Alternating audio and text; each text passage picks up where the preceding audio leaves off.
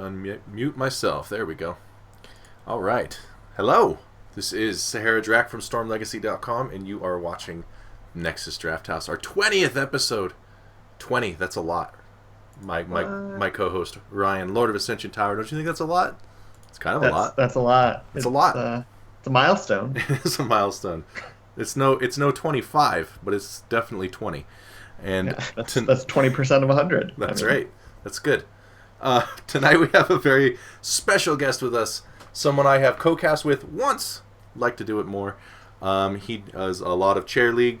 He's an up-and-coming caster, Heroes of the Storm caster. I'm sure many of you are familiar with him, those of you who are watching. His name is Halorin. How's it going, man? I'm doing great, man. I'm really excited to be on the 20th episode, 20% out of 100. Not too shabby at all. Not too shabby. I mean, I'm proud of us, Ryan. I'm proud of us. All right. So, now, is your name Hal? Your first name? No, my first name is Albert. Albert, okay. Yeah. But everybody calls you Hal, right? Like, because of Halorin? Yeah. All right. I mean, a lot of people... So, for short, people say Hal, but I actually say it Halorin, but a lot of people say it Halorin, and I'm just like... Yeah. Like, I don't want to be that guy to be like, actually... Excuse me, yeah. All right. So this weird word really I made up me. is pronounced, yeah, like... yeah, I get it. Thank you for the follow, by the way. I just saw that. Hey now. So, tell us a little bit. We like to get to know the guest a little bit before we dive into the drafts.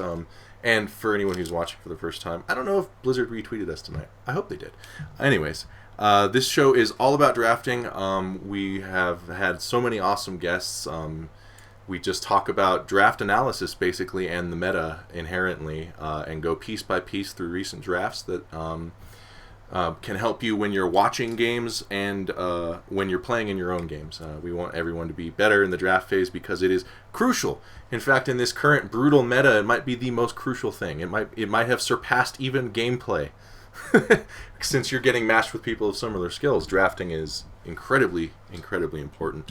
So last night we had the Heroes Hype Weekly Tournament, and it was cast by Inverum Hots. I think Inverum has been our guest 3 times, maybe 2 times. And Inverum, I don't know how to... Stop making up words, everybody. I think that's Latin, but whatever. So yeah, you guys did Heroes Hype last night. That weekly thing is back, and got to see some cool drafts from like amateur scenes, like up and coming teams. A lot of the NA teams started in Heroes Hype that are now in the top 8 HGC and stuff. And the cool thing I like about Heroes Hype and things like that is the teams have a little more freedom to try some crazy stuff. There's not a big bunch of money on the line. You can be like, let's try some cheese comp and see if we can. So it's a lot of fun.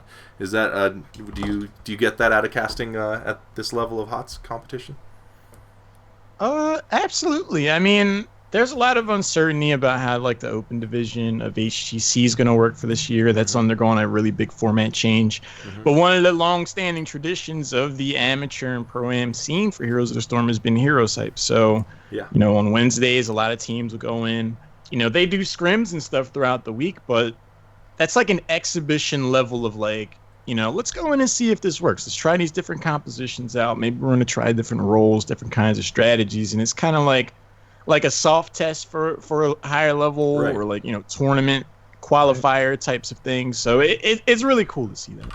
Yeah, it's kind of like almost like a farm league or like D League. Like there are a lot of skilled people and skilled teams kind of figuring out their thing, getting to that next level. So it's very cool to watch.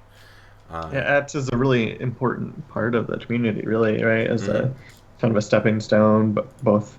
And for another way for people to have fun. Yeah, for sure. And more content. It's good content. So. Star Weapon, thank you. We are adorable.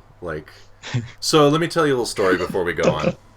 Okay. I do not like shaving, okay? But I did this thing. You know that thing you do sometimes where you're like, I'm going to trim my beard. And then you're like, oops, I left it on 1. Oh, no, I shaved a square out of it. I guess I got to shave the whole thing. So that's what happened. I'm not happy with it, but Star Did Weapon you cut X. yourself? Right. No. Is that the baby face arrow? It is. It's not good. Not good. So smooth. Let's get a look at this young man. Look at this. Yeah. Yeah. It does make you like 10 years younger looking. It does. See, I don't like that. What I do is once a week, just buzz the whole thing. Just go Face, all hair, off. just yep. That sounds liberating, actually. It's very easy. It's Yeah. very easy. Yeah, that And sounds that's great. what I like about it. Smooth. Yeah. All right. So we do have we have some standard questions we ask all our guests. Also, where you're from Washington D.C. Is that right? Or Yeah, I live just outside of DC. okay. Arlington, Virginia. Right. Fun times. All right. Okay. And what else do we ask them, Ryan? What's the thing we ask people? Tell us about what your favorite skin is. In the game. Yes, a telling question. Your favorite skin? Yes. My favorite skin. You know, I'm gonna have to go with the Ginger Dread Nazebo just because of the emotions that it evokes. Yeah. Like I always look around my friends like, please warn me when you're about to use that skin, because like when you see that giant face just hovering in, it fills the like... whole frame. I love that they chose to do that. Yeah. Yeah, I mean, I just love the themed idea behind it. It's just like, you know, the gingerbread men for the zombie wall. Like that's just creative. Yeah. Like I like stuff like that. Yeah, it's definitely it's awesome. Evokes a reaction for sure. What's that, Ryan? It's awesome. It comes from your dreams. It's like straight out of the Nutcracker meets crazy Nexus world. So I'm all for it. It's a good answer. Yeah, for sure. Okay. Well, I think we just have a little chit chat. Got to get to know the guest a little bit. So, but I think we can jump into some drafts now. Now we don't have anything to give away tonight. We gave away 10 Ragnaroses, Halorin. 10. Wow. 10. Wow. Yeah, it was pretty awesome. Yeah. I liked it. But our first game was from last night's Heroes Hype, and it was between Hecarim J from LSU versus not Van Halen, which is a good thing if you've ever heard Sammy Hagar sing. It's not Van Halen, so we're okay. And yeah, it's on Cursed Hollow. And do you remember how far into the series this was, or if this was opener? Or this was the game. The winner of this game advanced to the grand finals for the best of 3. Okay. So this was the second game of the night that we casted. Right. So it was like the second round. So the first rounds are best of ones. Yeah. Okay. I did not know that. I didn't actually watch it, so I have watched the VOD now, but I didn't watch it last night. So they are on Cursed Hollow.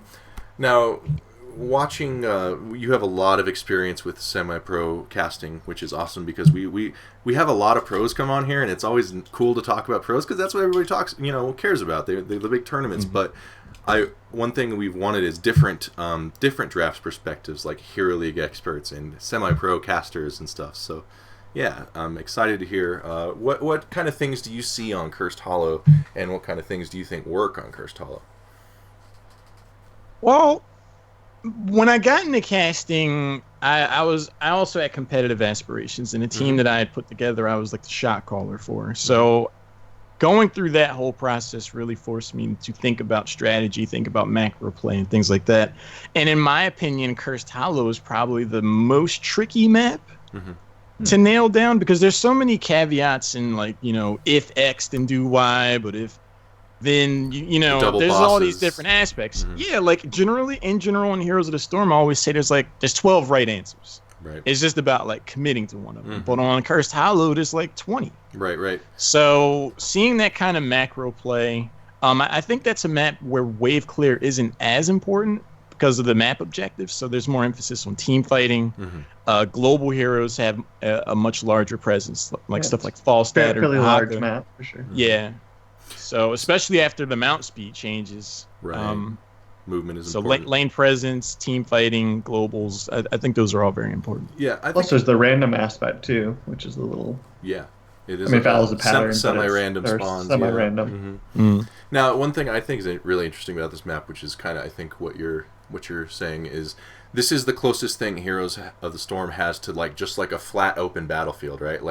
Like it's not as far as flat and open, but as far as there's not a one thing you need to excel at to win this map. You need to it's basically your team fights their team a bunch of times the map. There's not There's not like a thing, you know what I'm saying? It's very like it's just the better team wins on this map unless the RNG really hurts them on the tribs or something, you know. At least that's how I feel about it. I feel it's very like you can't like cheese your way by exploiting some map thing, which is great on all the other maps too. But this map I think is a favorite of a lot of people because of that aspect. It's like very much like, yeah, it's just whose team is better. Yeah. So I would agree with that. Yeah. I think Cursed Hollow's up there with maybe like Dragonshire as far as Dragonshire. We're gonna find out like exactly what kind of team you are and how you approach the game and how well you're coordinated, because you can't just skate past somebody on those maps. Right. Which is really interesting considering they're two of the older maps in the pool. Right. I mean, they're great maps, right? And there's a reason they have lasting power, but it's I just they've been experimenting quite a bit more recently, but those are some golden oldies for sure.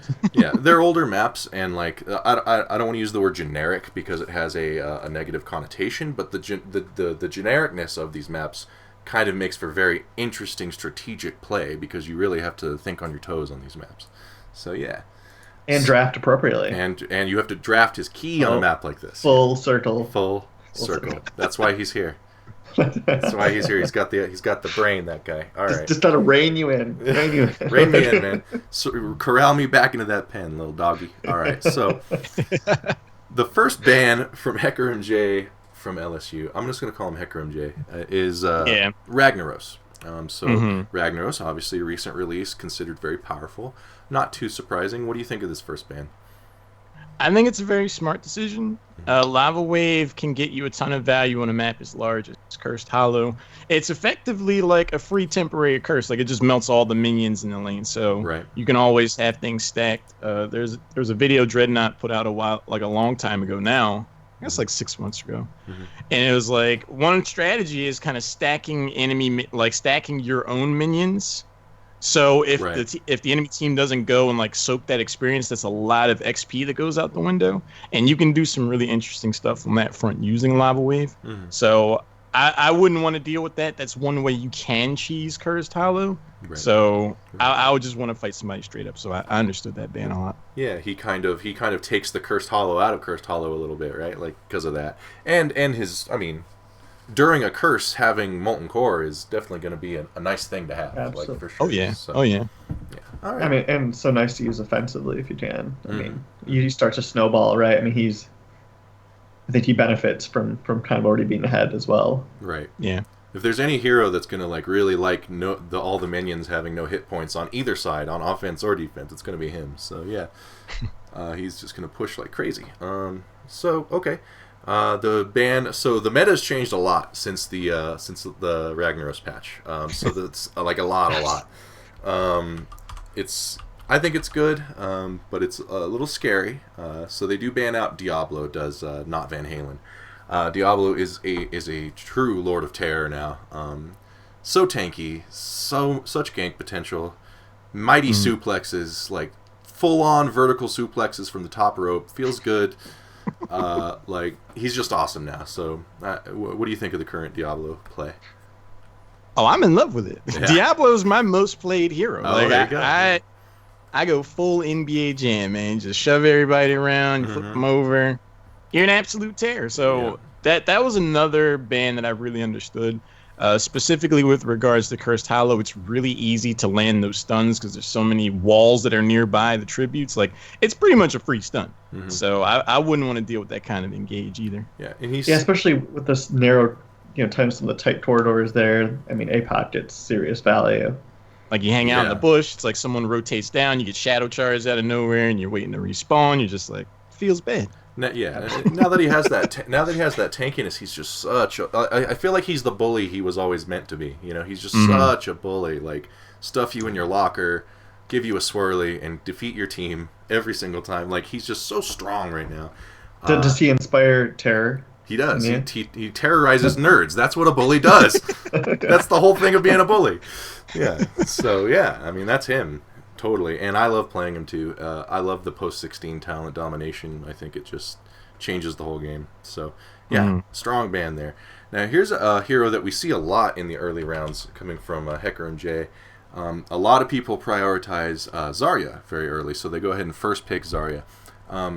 What do you think Zarya brings to a draft that she's so popular early in the round? She brings a lot. Like, when I first saw that pick, I was like, wait, let me make sure we're not on Brax's holdout. Because a lot of times you'll see a hero like Zarya get paired with Ariel, and they just have, like, this infinite resource where they just never leave a lane. That's something that she brings to the table on any map. She is also a very nice counter to burst-style compositions. You can really punish someone if they blow all their abilities on trying to kill someone. You negate a lot of the damage, and you also really enable your own damage as Zarya. So I liked it for that aspect, and you can also enable a melee assassin or something like that to really dive in and give them the added sustain. So I like that first pick a lot for them. Plus the thing with Zarya too, and if people out there watching or that are watching this VOD later, oh, by the way, we're going to be doing this in podcast form soon, so you can check that out there too. I'm working on that. Zarya, she doesn't give away a lot of your draft, right? Like, she's just like this all-arounder, Swiss Army knife, kind of like, I tank some, I do good damage, I got little support shields, It doesn't, like, tip your hand, so it's a really nice early pick for that reason, too, I think. That's a great point. Yeah. She's subversive. How much do you think, this pitch is affected by kind of what we saw near the end of, I guess, what I would call the semi-competitive season here after BlizzCon? Mm-hmm. It seemed like it was being picked up quite a bit. Do you think that that's really filtered down? People are kind of imitating that, or do you think that all levels of play have seen value with Zarya?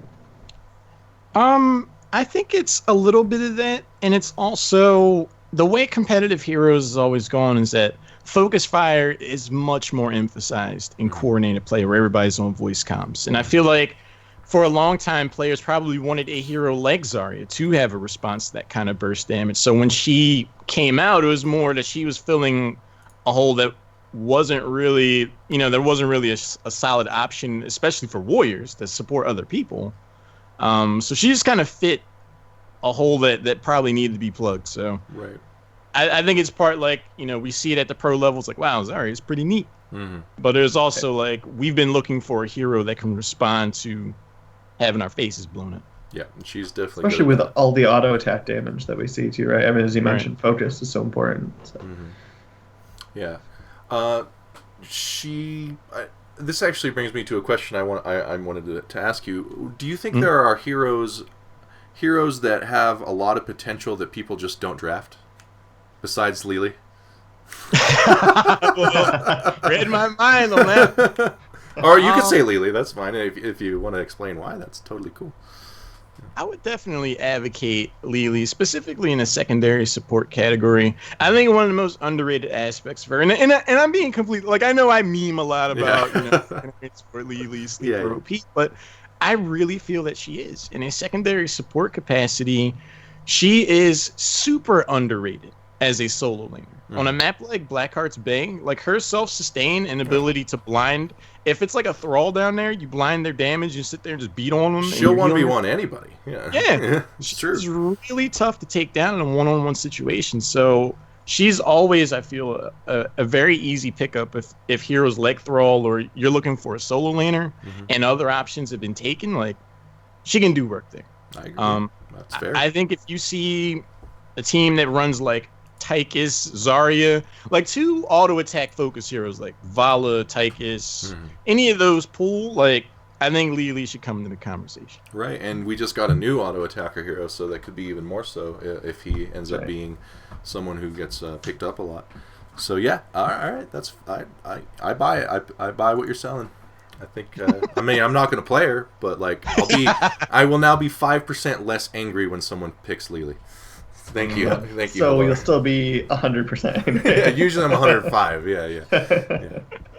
All right. Okay. So, not Van Halen picks up. Ooh, my Windows update. Thank you for that. Not Van Halen picks up 2 power picks. They're very strong in the meta right now. When people pick up these 2 heroes in a row in Hero League, I get discouraged and sad. It's the Orc Boys, Double Dabu. Thrall Rhaegar. So yeah, tell us about Thrall Rhaegar right now and what you saw from them recently.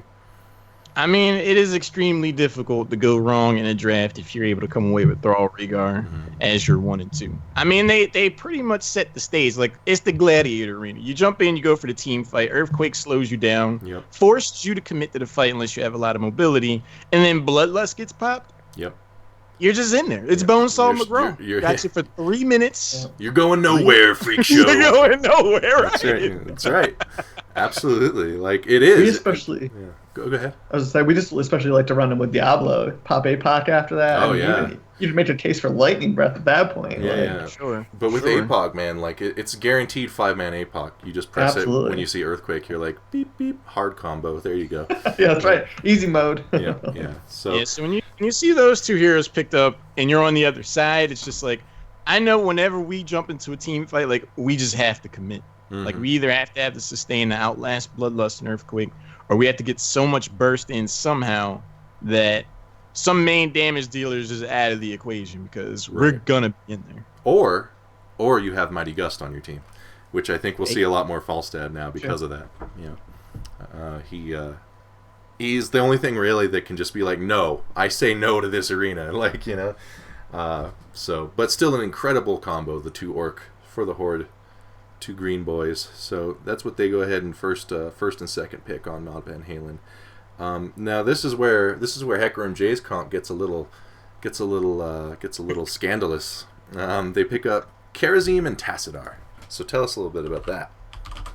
Now, I knew we were in for something special when I saw this show because I was like, okay, you take a full support and Kharazim, you're picking up Tassadar, half support or so, and you already have Zarya for shields. Like, who are you looking to turn into a superhero? Like, you consider heroes like Illidan, like Kerrigan, something that dives in. You just throw all these shields on them. Vala, you make a face tank Vala. I mean, the Illidan alarm has to be going off, right? Like, oh, here he comes, you know, Right. Yeah. So now, Kharazim, why do you think they went with Kharazim as the full support here? I was a little surprised at it. I mean, of the other supports that were still on the table, I feel he's the most offensive. Right. You go full DPS Kharazim with 7-sided strike, you can actually do some work. Especially if you're going up against like a solo warrior. They dive in. Like a Diablo shadow charges in, you just hit 7-sided strike and it's half his health, just gone. So I think they just wanted the numbers. They identified their composition was going to be rallying around really making one hero near unkillable. So they wanted to have the extra damage to kind of pad that idea. Yeah. Okay. Plus, I think he's fairly mobile too, right? I mean, aside from Rhaegar, he's probably one of the top. Yeah, mobility he's one of the few heroes that can reliably get out of an Earthquake, which I think might have been an influential part of their selection there. Sure, I could see that. Okay, so Not Van Halen, they have to be like weirded out by like a little like worried about. They have to be like, what is? I mean, it looks like Illidan, and they go ahead and do the logical thing, and they do ban Illidan, and they're like, I don't know what they're doing, but hopefully it was this. Like, hopefully it was this. So yeah. They picked in the wrong order or something, I don't know. But they go ahead and ban the Illidan because obviously Illidan with this comp on the left would be quite scary. And Hecarim J goes ahead and bans out Vala. Now Vala is a hero I think we're going to be seeing a lot more of. She was always popular. She was always a powerful, you know, for a lot of months now she's been powerful, but not. I think we'll see a little uptick in her appearance, just based around what the current meta is with Thrall and a lot more Tychus too. So, what do you think of the Vala ban? I think it was something that they didn't want to deal with. I feel like the second ban phase was the psychological subtext was profound for me. Like you take Zarya, Kharazim, Tassadar out of the gate.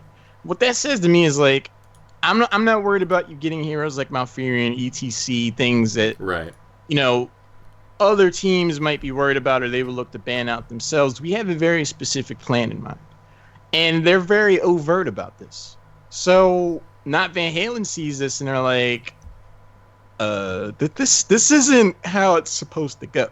So they've officially gotten into the heads of Not Van Halen, and we see that in the form of the ban of in the ban of Illidan, because they're literally just grasping at straws. Like, what are they trying to do here? This was like a few months ago. Yeah, it's so confusing. Everything else is just like a reactionary gesture from not Van Halen, I feel. And Vala's just like, well, we're gonna take one of these chess pieces away from you. Right. Like, right. Vala's a general response to pretty much any composition at all. So I think that ban forced not Van Halen to a more specialized style of composition than they would have wanted, seeing what was on the table so far.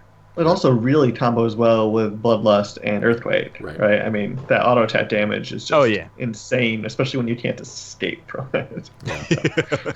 Yeah, and, you know, as it stands, because of that combo, Vala could actually, I think, really do a lot to what they're showing right now. I mean, obviously, it's just a bunch of semi-supports and semi-tanks, but, like... I mean, she can burn through shields, with that kind of comp, like... Oh, yeah.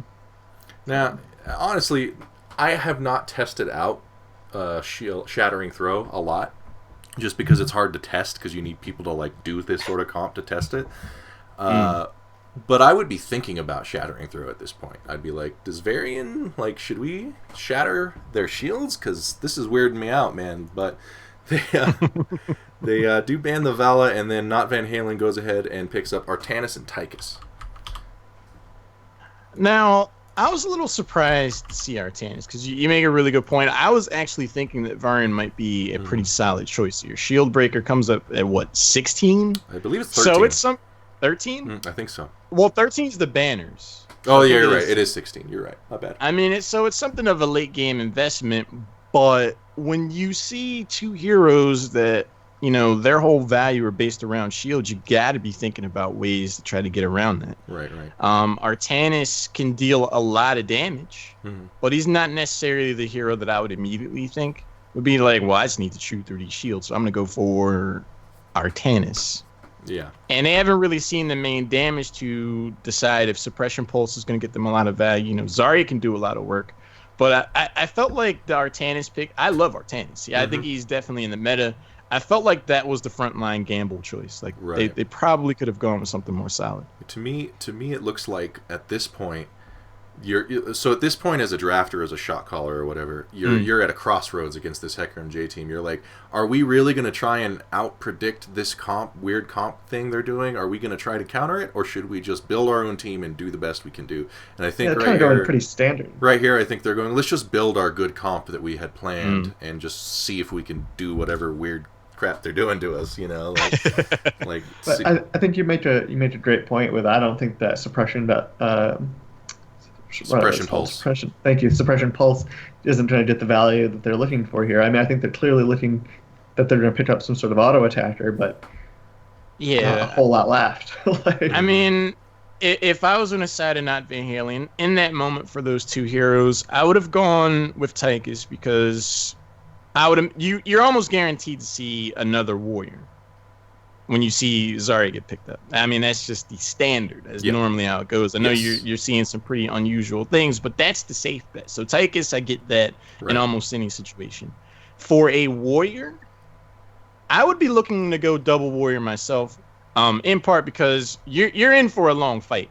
Like, when you see Zarya, Tassadar, and Karazim, like, they're looking to sustain. So going for burst and trying to win a fight in the first 3 seconds, I just don't see that happening. Yeah, it's not going to happen. So I would have gone with ETC Tychus, because another good way to stop this kind of self-sustaining composition is to stop them from pressing buttons. Right. Like, you power slide down on them, you get the right mosh pit, they can't hit those shields. Like, they're just there. So I think ETC would have worked out better for him overall. I actually think you're right. Yeah, ETC would have been incredibly strong against what they're showing, because he's a highly mobile disruptor, and you know when you're relying on shields and saves, it's good to be knocked around and disrupted all the time, or good for your team, bad for their team. So yeah, okay, Artanis Tychus, and then oh yeah, they round it out. Here comes. They round it out with the Murky Medivh. So this is now at this point you were casting with Inverum, right? Yeah. At this point you have to be like, all right, so this is full blown troll like craziness. Like, okay. So tell us about these picks. I mean, I used the word profound before, or just a bit ago, and I again have to go back to that because I feel like once this bell was rung, I genuinely think that this is going to have ripples throughout the next few months of the meta. Right. Okay. Because on its surface, it's like, wow, man, these guys really trying to troll. Really, Medivh, Murky, like, what kind of BM is that? Like, it seems like a very cocky gesture, but when you really start to think about it, who do you kill in that composition? You go after Murky, he hits his own bubble, he's invulnerable, catches Force of Will after that, and has 2 sets of shields afterwards on short cooldowns. Not necessarily the option. You go for Karazim, he has all kinds of mobility, he dashes out whenever he so chooses. Not the best option. You go for Tassadar, he hits E and leaves. Yep. Not the best option. Like if you go for anybody else, you got to deal with Force of Will. Like, what do you do? So this is a throwback, right? This is like a new version of a throwback to Cloud9. Cloud9 at BlizzCon playing the Unkillable comp. This is the Unkillable comp, but it's better because Medivh exists and Zarya. Like, you know, yeah. So it's very cool, you know, and it's definitely a comp that can win games, like for sure. Yeah, I mean, this is a comp you have to practice too, though, right? Like you can't just like go throw this around and.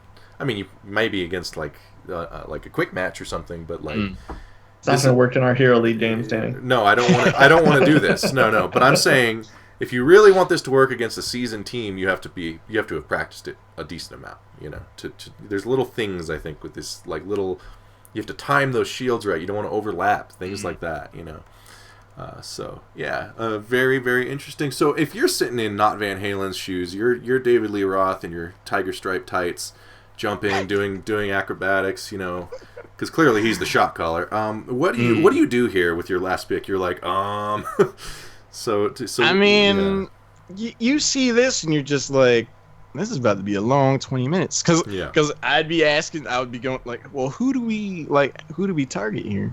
For that last who's doing pick, the damage, right? There's so many choices. Right. It's just like. I again would go back to ETC. Okay. I think I would have taken ETC Tychus and then maybe gone Artanis last. Like I would have committed to the front line one way or the other.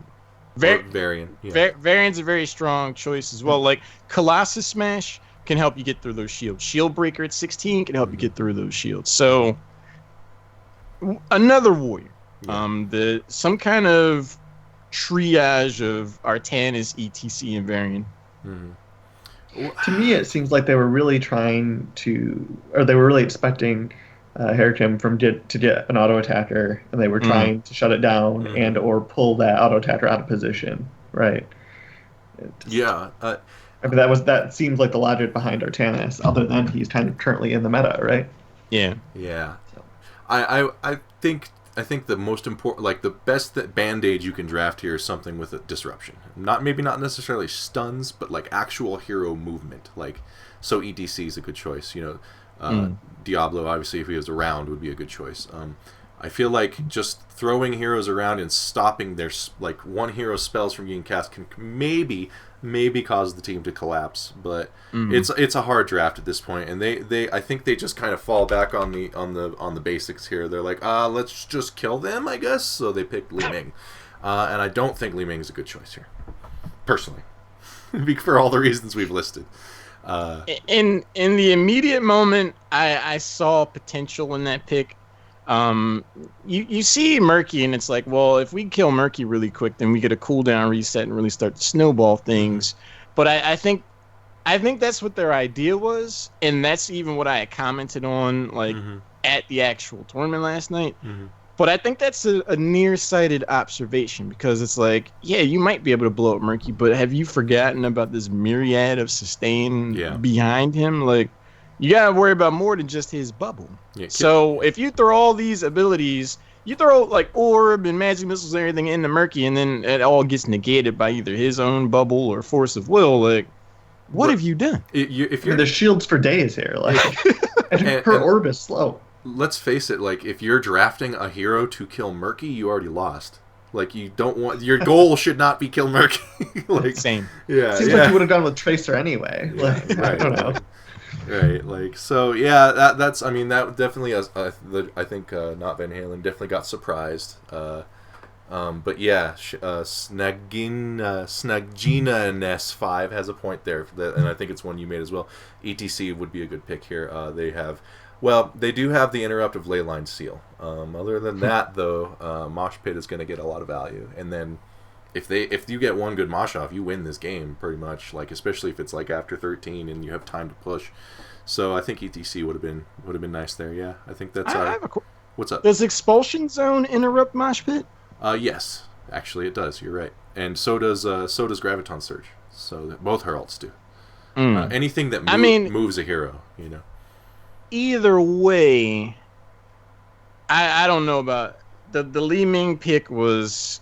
It was really kind of the dagger for not Van Halen. It more or less secured the idea that they were playing 100% into the hands of Ekram J from LSU, because it was just like you go for burst damage against a comp that has two heroes specifically designed to negate burst damage. Like, right. Like, why would you do that? Yeah, played right into their hands almost. Yeah, and the Artanis pick also. It's like, I'm gonna swap a hero that doesn't matter and is never gonna die. Yeah, you know. Exactly, like, right. It's just that seems like one of the weaker links in this comp. I mean, I would agree that Elite Main is not. Yeah. It's not what they needed at the end there, but Artanis seemed like it was a meta pick. All right, this is a standard good comp right now. Right. It just didn't work out. I do think you're right though. I think teams that don't see this draft or didn't hear about this game, like even on the pro level, could find themselves stunned by something like this. And I think teams are probably going to be looking out for this kind of draft because they won clearly. Hekram J won this game. So yeah, they won it hard. Yeah. Like it was. Yeah. I could see it was this. entertaining. Yeah, I could see this being like an ace in someone's pocket. Like, and I think it's definitely something aspiring Cherry League teams and even Pro League teams just need to be aware of. You know, look for the signs. You know, like your doctor tells you. Look for the look for the symptoms of shield trolling. Yeah. So, all right, good. We'll refresh this right here, and we have a second game. What do you have coming up in the near future, Halorin, as far as casting and stuff? I mean, Chair League will be starting up soon. I've had the good fortune of being something of a regular for Heroes Hype. Anytime they ask me to be a part of that, I'm more than thrilled at that. There's some other tournaments that are coming up at some point that I've been inquiries have been made. Yeah. Okay. Sure. So I think I stand to be pretty busy if I so chose. I mean, as far as casting goes. You've been grinding the casting thing for a while now, and you're starting to make waves and make headway. So good for you, man. That's awesome. It's been pretty crazy. Like I was thinking about it. So, you know, I did the finals for Cherry League Season 3. I did the holiday tournament to end all of Cherry League stuff last year. I did the last Heroes Hype. I did the first Heroes Hype of the year. I did the Gale Force Esports Jingle Brawl with Solid Jake and Trixler and the Source. So it's just like it's cool to see like my efforts are. You're getting acknowledged and recognized for your work. Yeah, it's good. Well, it takes a lot of work to get to where you are, so it's clearly not just something you can step into easily without having some dedication. So that's for me, credit to you for sure. Absolutely, man. Good job. Like for me, I love casting and I want to do it more, but you got to dedicate to it, you know? Like, I have 2 jobs, and I got to do the draft house, I do the website. There's only so much stuff I can do, unfortunately. I mean, you have to really keep up with the scene, right? I mean, you have to be able to watch a lot, study a lot, and know what every hero does. Well, it's kind of funny. That's probably the one thing I could stand to work on. Like, I don't study at all. Like, I just show up, like... When I started casting, my whole goal was just like, I just want to talk about a game I enjoy and I want to have fun and crack myself up. Right. And that's literally all I do. Like, I'm the same way. You're a color commentator. Like, I would say so. Like, I can be analytical. I think I have a good understanding of the game, but I don't think you'll ever hear me like, oh, well, they had a 63% win. Like, I'm not going to do that offhand. That's Cavalier's job. Yeah, that's not me. That's not me. So. No, but I mean, entertainment is the most important thing, I think. You got to have a caster that knows what he's talking about down to the littlest minutia, but you got to have entertainment too. That's why we're watching a video game, right? To be entertained. So, yeah, I mean, for sure. Have you seen Gilly's Notebook? That girl. She has this note. Yeah. She's a crazy note taker. Like it's intense. It's intense. I'm like, oh my god. Like, I was this was in Austin. I was helping her like write down drafts and analyze drafts one time, and it was just like, oh my god. Like, I don't want to do this. Like, why are you doing this? And then you have to keep track of what teams are doing. As far as their trends and on specific maps. Like, she's got some serious data. She does, yeah. And then it changes as the meta changes. So what you did 3 months ago is less helpful. Yeah, the analytical casters, when the patch notes come out, it's their worst nightmare. They're just like, no, everything's different. Yeah. So it's a lot of work. I mean, I commend that effort. I just That's don't. not your style. Yeah. It's just not my style. And that's perfectly legit. Yeah. I just like to have fun and. Like I said, I think I can do analysis reasonably well. Like, I can get the job done, but I just like to make jokes and I don't know. Believe me, I can definitely relate to that.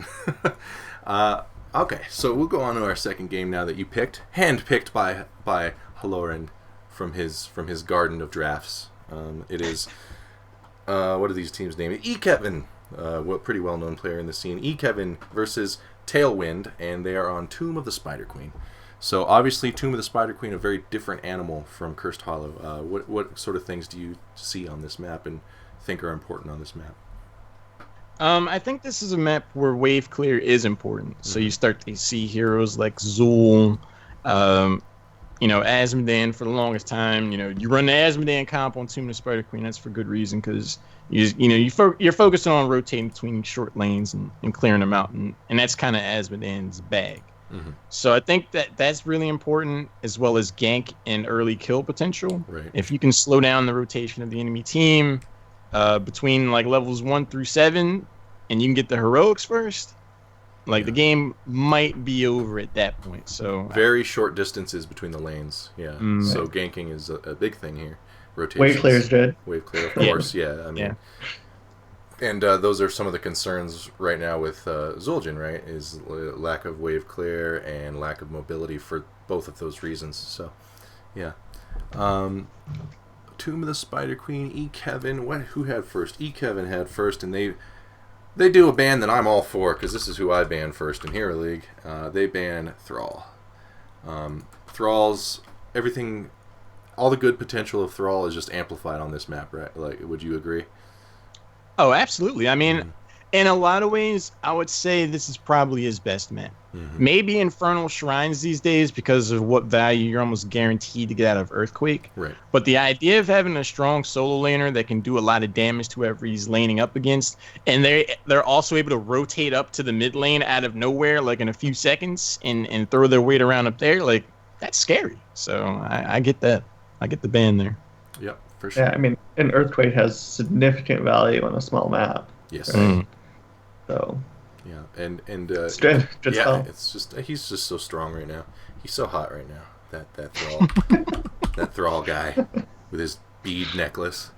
All right, so don't be jealous. I am jealous. I we can get you some beads, Dan. I couldn't pull those beads off. No, man. Him and Akuma. Those are the only guys that can wear that. All right, so Tailwind does an interesting ban here. Actually, I was a little like, okay, when their first ban is Tychus. What does that tell you? Well, it opens the draft up to go down two very distinct paths, or even arguably both of them. When you see Tychus get taken off the board, and you're on the other side, I think the first thought immediately is like, they're looking to go double warrior. Like, there's a 13% chance they're going to go Cho'Gall, like, probably not. Yeah, that's what I'd be worried about. I'd be like, are they going to go Cho'Gall? Right. Like, so, yeah, I'd be freaking out. Asmodan, I mean, specifically on this map, Asmodan probably rises to the surface as someone to consider who you're going to be going up against. This but map, yeah. What that says to me is, like, high health pool heroes, they're looking to be pretty meaty, but it also opens up the door for ep.20's team to go double warrior, because now potential counter that they'd have to worry about is no longer there. That's been banned for them for free. So yeah, Well, spoilers, none of that happens. Which is what made the Tigers band so curious in retrospect. They must have like called an audible mid-draft or something. I don't know. So the first pick coming out from Kevin here, the other Orc boy, still very strong in his own right. A great healer again, and the Bloodlust buff was so nice. Rhaegar first pick, so we're back to supports his first picks. And do you? It's just a cycle, man. Yeah, it is. Time is a flat circle, Ryan. And Rhaegar knows that. Do you think Rhaegar is the best healer in the game right now? Or best support, I should say. Maybe not best healer. Yeah. In an all-around sense, I would say so. Okay. As far as versatility goes, I think we're going to see supports be in like the top 5 picks or bans at any serious competitive level, because out of the 3 main categories of damage dealers, tanks, and healers, there's probably the smallest pool out of those 3 are supports these days. Like, there's really only, you're looking at Rhaegar, Malfurion, Brightwing, occasionally Kerosene, and then past that, you're going into these like niche, like we ran out of other options level of support. So when I saw first pick Rhaegar, I was like, I get it. Like, they just want to prioritize. They want to make sure they have that part of their composition out of the way. A nice, secure, strong pick, and don't have to worry about healing, for sure. Yeah. But especially because Bloodlust opens up so many options, right? There's quite a bit of... Right, it's so early, they don't really know what you're going to do for sure, right? I mean, you talk about that a lot, but he's all around just really good, especially with a slow map, right? I mean, there's just so many... advantages to picking him up on this map specifically too. For sure. Okay. So first pick Rhaegar, and then picks that make sense, but maybe what you wouldn't see come out of every team. Tailwind picks up Vala and Zool early. It was their first 2 picks. So obviously Vala, we talked about her a little already. I don't know if she's first pick material all the time, but doesn't mean she can't be. And Zool, wave clear all day. Like, he has like 12 abs. It's great. Like, he's got it going on. He's got a scythe. He's a goth kid. I love that. So yeah, they both have wave clear, right? I mean, that's a for sure significant thing. Yeah, and I mean, they work well together too, right? I mean, if there's one thing Vala wants, it's a rooted hero. So yeah. Oh, it's perfect, right? You can't escape. It's gonna hurt. Yeah. So yeah, strong picks. Not anything crazy, but strong picks. What do you think of these picks, Halorin? I understood the idea behind them, but I didn't find them to be particularly ideal, or at least not in that order. When you're the second pick and you're gonna get 2 heroes and there's 2 other bands and 2 other hero selections before you get another one. Those 2 picks are extremely important. So normally you want to see some kind of synergy, or you want to see some kind of S tier hero where it's like ETC can pretty much go with anybody, and to an extent Vala can do that as well. But when Rhaegar's already taken off the board and you're not taking any support yourself, you're putting yourself in a position where Malfurion can get banned out potentially. You might get squeezed out that way. So I got it, but without the assured lockdown or support as far as the composition goes, I just felt that was a bit risky. Sure, I can see what you're saying. So like, these picks are decent picks, but they're not irreplaceable. Like, if your Vala gets banned or whatever, that you can deal with that. Whereas you're kind of leaving a lot on the table for the other team as far as like really powerful meta picks, and you're maybe backing yourself into a corner in the tank or healer department. So yeah, I get you. But I do think that leaving Vala on the table presents a problem with Bloodlust as well. That's true. I mean, she's one of the most powerful auto attack damage dealers in the game, right? I mean, it certainly lessens your ability to deal with her. Right, but it's not like Bloodlust has to have Vala. I mean, it's nice, but I mean, Raynor. I'm pretty sure Raynor's fixed here, but he's still good with Bloodlust. Well, this was last night, right? So it was fixed. Yeah. So Raynor's off the table. That's why we haven't seen any bans or picks, right? So. Yeah, I understand that. I mean, the Vala pick definitely can act as a denial when you already see Rhaegar picked up. But like I was saying, that there's only so many supports, but there are a lot of ranged damage dealers that do auto attack damage, where it's like, even if they get Vala, like There's not. There though. are other heroes that can potentially get those. There's not that many. There's more not auto though. attacks, That's the. It feels like there's a lot, but there's not a lot. There's Raynor, there's Vala, there's Zul'jin now. I mean, who else is there? Tychus is gone. Tychus is gone. Lunara? Yeah. See, like it's Rayman? Yeah, kinda. Yeah, you know, but it's all both kind of fallen off. Yeah. Like, I don't know. But now you could get a mage. I mean, obviously, they aren't going to prioritize a mage with Rhaegar as much. So, I mean, Li Ming or something. Now, this is Li Ming's worst map, but she's still a good hero. I don't know. I like the Vala pick, but I could see its weaknesses, I guess. I think we're all agreeing in different ways. Like, Yeah, I like Vala a lot more than the Zul, to be honest. yeah, for sure. I mean, Zul's nice on this map, though, you know. But He just doesn't feel like that high a priority. Yeah. Right now. It's just for me, when I see Bloodlust or Rhaegar get picked up early, I'm more concerned about the front line getting value out of it. I almost would invite Vala to step forward into Bloodlust range and try to get in on the front line and like, oh, I got Bloodlust, I'm big head mode, I'm Right. like, yeah, please step forward, like, please. You could almost bait them into being overconfident with their Bloodlust, Right. right? Like you could take a stun comp. Yeah. Yeah. Mm-hmm. Yeah, I don't know. It's interesting. It's interesting to think about. With I think the way the meta is right now, the auto attack heroes have a very interesting role for those reasons. So, but what do these dudes pick? Kevin, they pick up a Stitches. So already you're like, all right, there's Stitches. And who is this? Oh yeah, Tracer. So these are very interesting picks. What did you think when you saw these picks? The critical side of me thought that they just threw the whole draft away, like, and two picks. Right, it's because weird. You see Stitches, it's like, all right, you normally are expecting to see some kind of like point and click stun to follow up the like once they're out of position, they're locked down. You've already got the majority of your composition selected and you haven't secured that aspect. Like, right. I mean, you have a totem. You're immediately throwing dice. Like, yeah. Well, tell me, why do you think this was such an early pick? Like, I can't imagine Tailwind was going to pick up Stitches. Like, I don't know, why was it so high in the draft? To be honest, I think they were riding on the momentum of the preceding game, the draft that we just did. Okay. The crowd, like, everybody was watching the games. Me and Envirian, we were all freaking out about, like, this unusual, awkward composition. So I think they were just... They wanted to do a weird draft? They jumped in on that train as well, and mission accomplished. Yeah. Like, that's they true. for sure did. So... But that is... And I mean, with what they had in mind, I mean, you got to take these oddball heroes at some point. Like, here's the thing, though. Like, if you asked me, what's the worst hero in the game to pick against Zul? I'd be like, Tracer. You know, like, because the root, like, a lot of heroes, nobody wants to get rooted. If she gets rooted, she's dead. That's it. She's dead. Like, right. I don't know, man. I don't know. But, yeah. So that's a good point to take home with you if you're watching, though, is you don't want to pick a hero early unless you know it's a high priority hero. If you have a weird hero like that you want to add, you can save it. Like, save it till 10th pick because nobody's even thinking about that hero.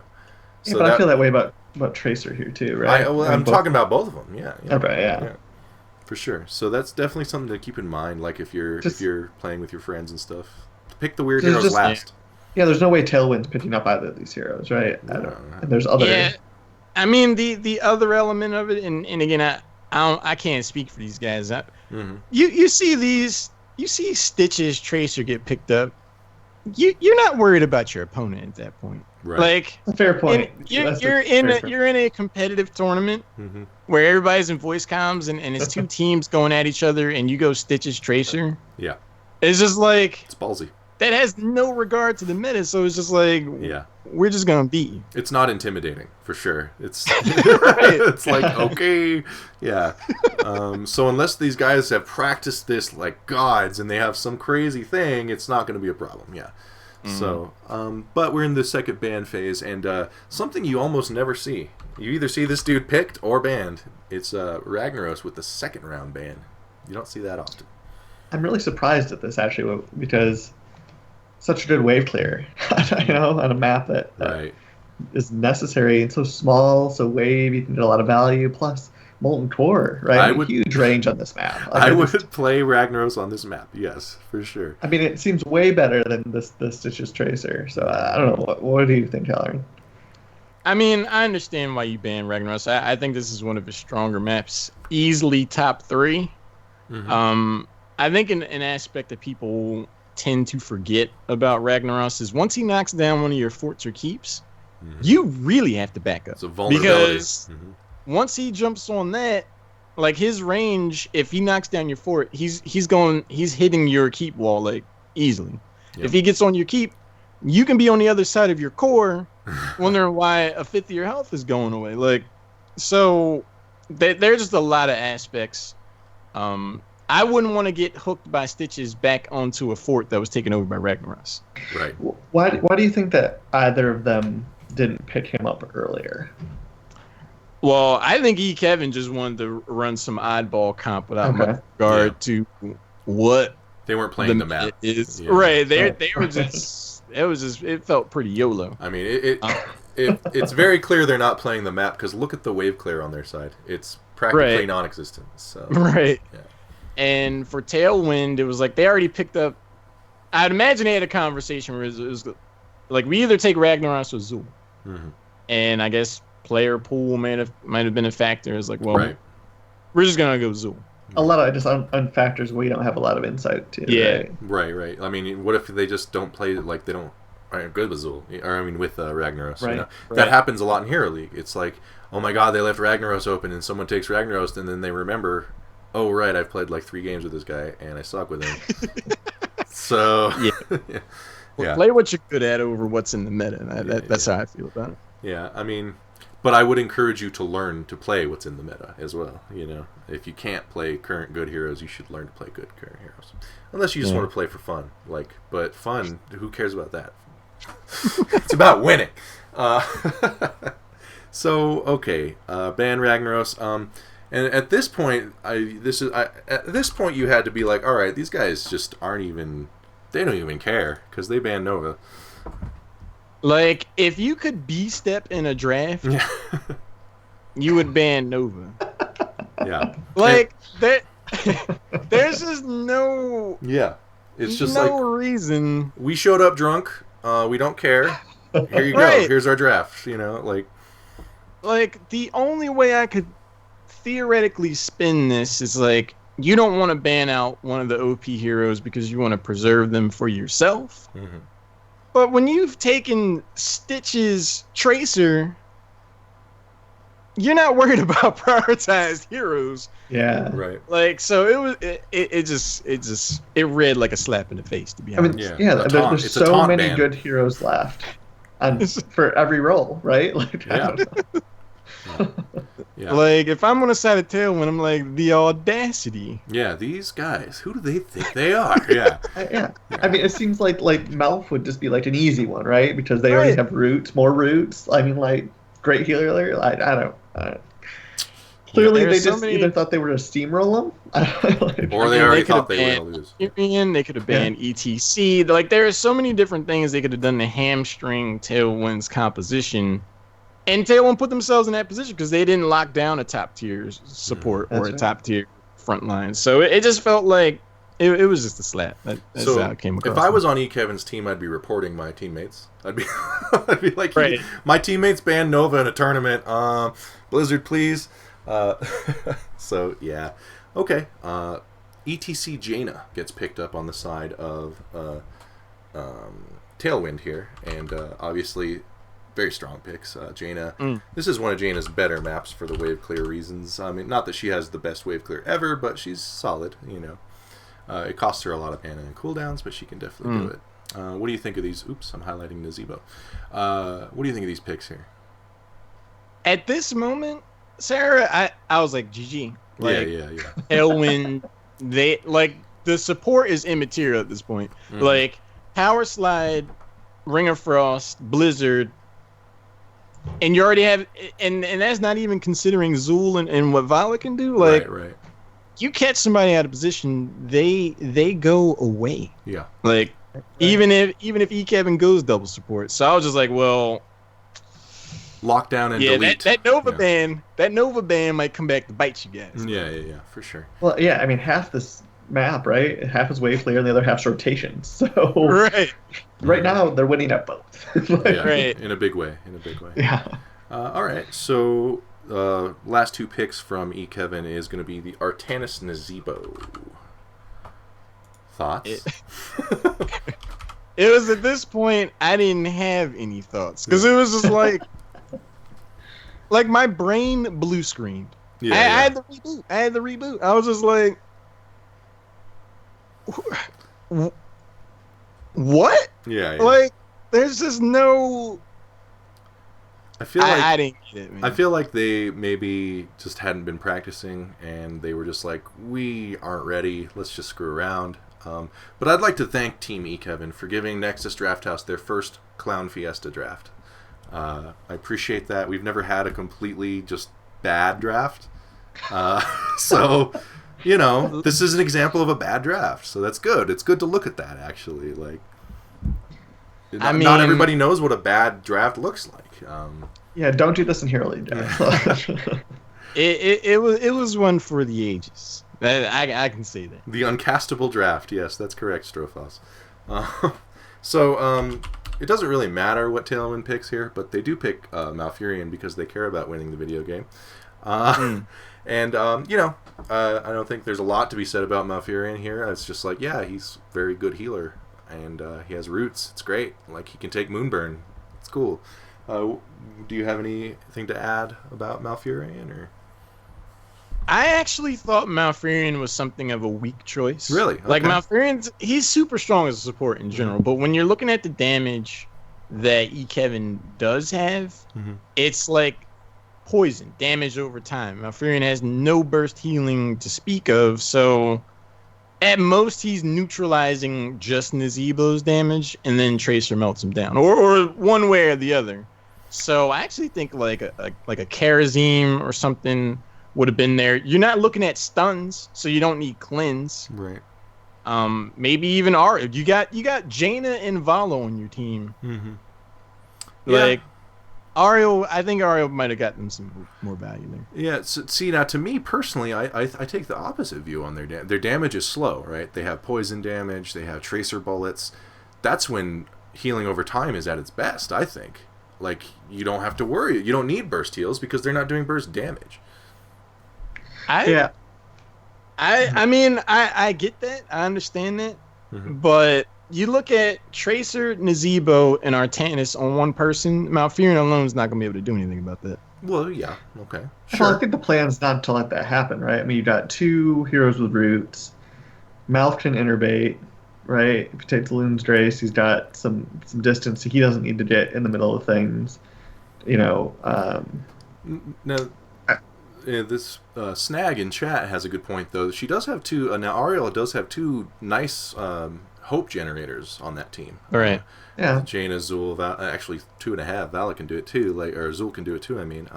So Ariel wouldn't be a bad choice, either. But I don't think Malf is weak. Again, I feel like this is Malf's playground. He's just like, I don't care about any of your team fight damage because you're not doing enough. Here you go, balloon, grant us strength, and like, he doesn't care. Nazebo does numbers these days. He does. Ridiculous as that sounds. I've been playing some Nazebo. Yeah. It's just like, and in coordinated play, you're going against 5 people in voice comms that have played together. Having that point click Crystal Aegis. Yeah. I just feel like it's added insurance. If this was quick match, and E. Kevin has a quick match composition. Yes. Yes, they do. I'd feel a lot more comfortable about Malfurion. Oh, this isn't a quick match game? Oh, okay. You would think. You would think. Oh, okay. So, it's not that I think Malfurion is bad here. I just think there's better choices. At the very least, Ariel would have been a better, or at least a safer choice. I could see that. Now, well, the Twilight that's a good point because of her blind as well, right? I mean, that just stops half their damage. Tracers. So. Yeah. And you also have the Tainment Strike. If it's a short range Stitches hook, you can knock them back afterwards and try to secure the disengage. You're looking at Artanis, you're going to be in your face. You're going to get guaranteed value out of the Tainment Strike. You got 2 warriors to deal with. I'm convinced. I'm convinced Ariel would have been a better choice. Yeah. And Blinding Flash at 13.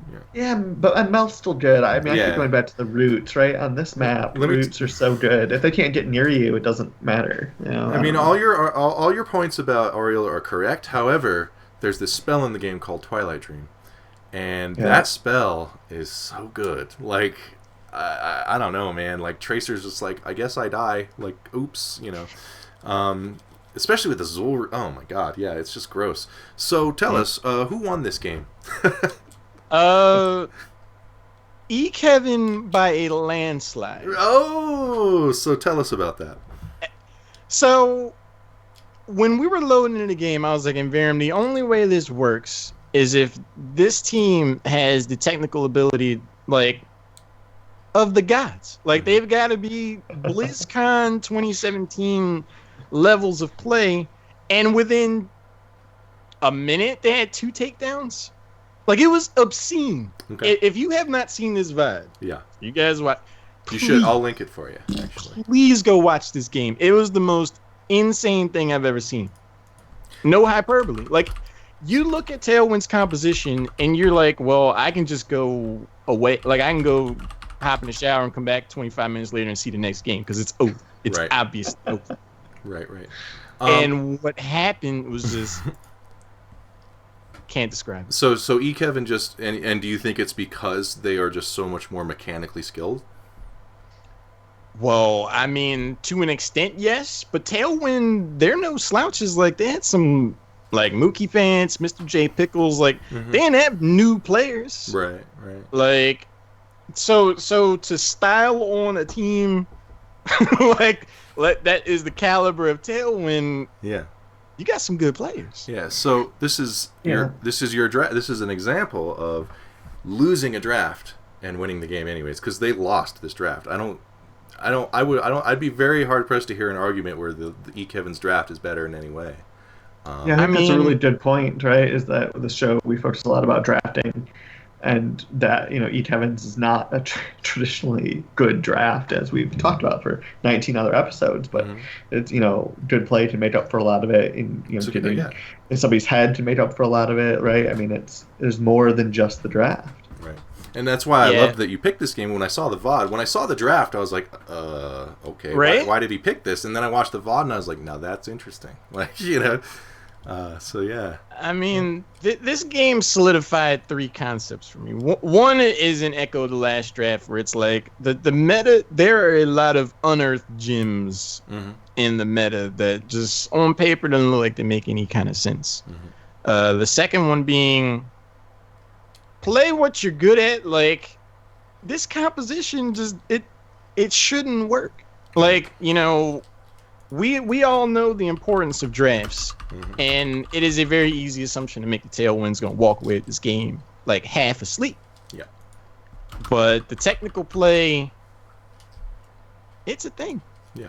Now what did they do in the game for people who... I'm going to link the VOD, but... So was it just a lot of ganking lane to lane? Was it the Tracer just going off? What was it? It was a little bit of everything. Like, the way I described it after the game... So, the main way that they were engaging and securing kills, Stitches would hook somebody, and the zombie wall was right there. And if they weren't just outright dead after that, then Artanis would swap them further back, and then they were for sure dead. Okay. Like, it didn't make any sense. The way I described it after the game was, they were landing this hook zombie wall combination as though it was Warbringer on variant at level 4. Okay. Like, it just looked point and click simple. So they were they were on top of their mechanics, like. Yeah, Nazebo was landing raw zombie walls like it was Zul's root. Like, it was nuts. So full humiliation then for Tailwind, right? Like, they banned Nova and then beat the crap out of them, right? Like, that's with a comp that hurts. Like, yeah, with a comp that has no respect for the map and no respect for the enemy team. Like, it was just like... That's brutal. It was fun to watch, but... Yeah, I'm sure it was. That one stings. If I'm on Tailwind, it's just gotta hurt. Right. And also, I can't find this VOD. Was it on your channel or Heroes Hype? It was on Heroes_Hype. Like, the last video, I think it's named, like, the charity stream that they did. It's not actually named. Okay, got it. Okay, yeah, I saw that, and I was like, it's not a charity. Okay. All right, cool. Yeah, I mean, Snack said it best. This game was an example of skill trumping draft. Like, Yeah. It was for the ages. Yeah, I was very, very, very surprised when I saw the VOD, for sure.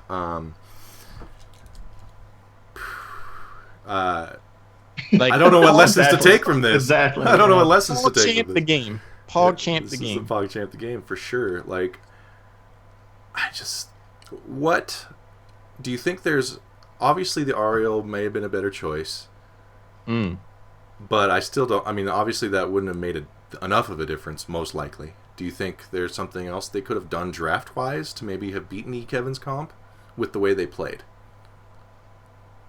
From a draft standpoint, they pretty much got the exact counter to what Kevin did. Like, you power slide on the Tracer, he took Mosh Pit. Yep. Goodbye. Like, Malfurion's not going to be able to do much about watching... Or, I mean, Rhaegar's, he went for Bloodlust, but again, if they're stunned and they're just standing there dancing in the mosh pit, you get no value out of Bloodlust. So, I said it in the game, like, this was Tailwind's game to win or lose. Like, if they play their composition to any level of efficiency... And what I find is interesting is the only two ways out of mosh pit are both melee. So if you can get them, like... Right, the Artanis has the swap and Stitches the hook. I mean, it's likely they're going to be near each other. It doesn't seem like it'd be that hard to hit. It's going to be a hard swap to hit too. Yeah, for sure. Right. Yeah, that's right. I mean, there's just so much guaranteed value on the side of Tailwind's composition. Even without Mosh Pit, Power Slide secures at least 2 procs of Blizzard.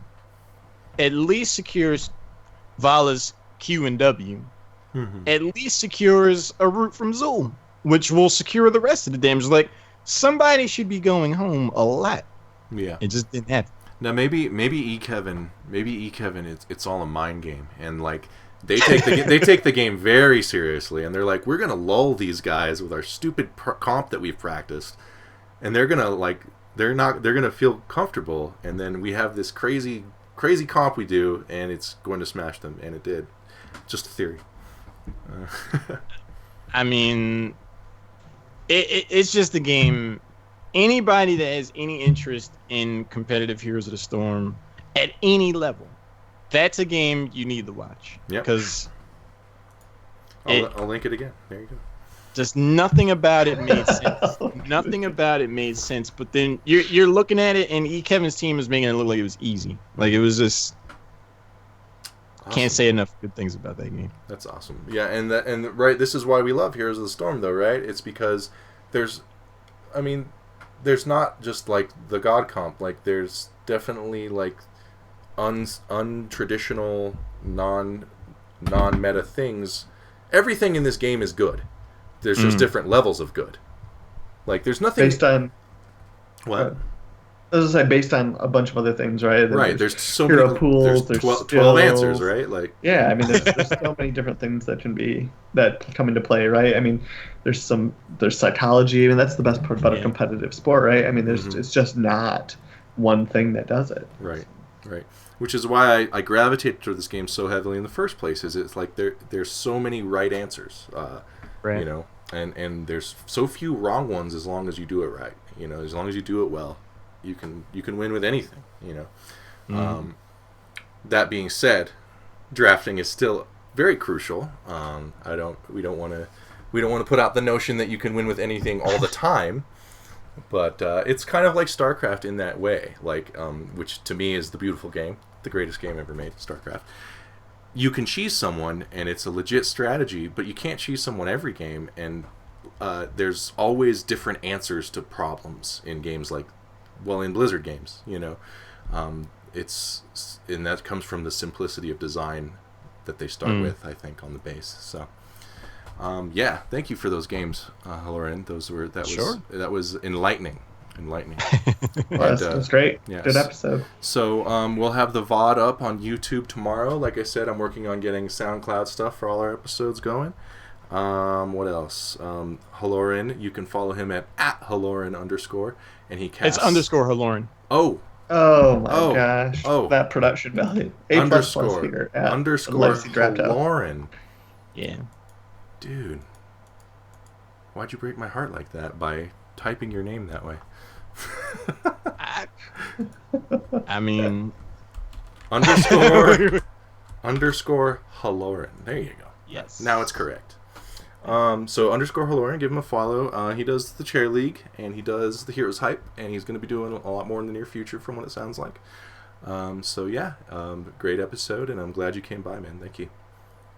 Oh man, thanks for asking. I was really excited to be on here, and it's just good fortune that we had some really interesting drafts last night to talk about. Yes, that's good timing, right? Yeah. It was really good, especially with not a whole lot of high-level competitive play going on. This is a prime example of less alternative drafting. Right, that was kind of our problem last week, right? It was like, it's Christmas, no one's played any games.